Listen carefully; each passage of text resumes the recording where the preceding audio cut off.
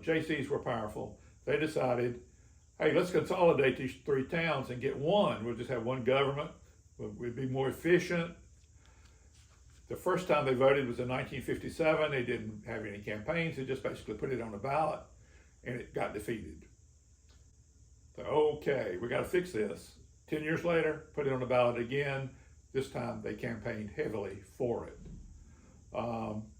There were several issues involved. Draper, not contiguous with Leakesville and Spray, said, okay, we want to be a part of this, but we may not want to be a part of this. If we don't vote for it, we don't want to be a part of Eden. And so the people who are running the show and putting it all together said, okay, if you don't vote for it, you don't have to be part. You be separate. You be Draper forever. And Leakesville and Spray, though, were contiguous, and they were too connected. And so if it votes, you're both in. If it doesn't, you're both out. You can't be one or the other. So you had to be together.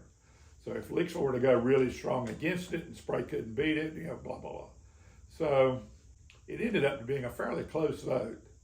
Leakesville was the closest. I think it was a very small margin for it from Leakesville, a large margin for it from Spray.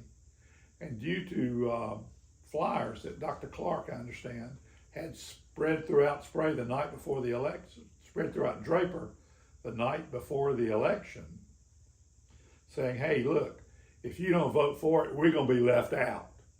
And so Draper ended up voting pretty heavily for it.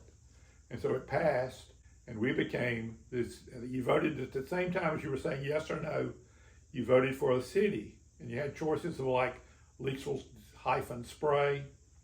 I think people were thinking about Winston-Salem then. Just Leakesville, Tri-Cities, Eden from the old William Byrd, Land of Eden. And so Twin Rivers was another name that they put on the ballot. Wasn't there a name related to happening in the 60s?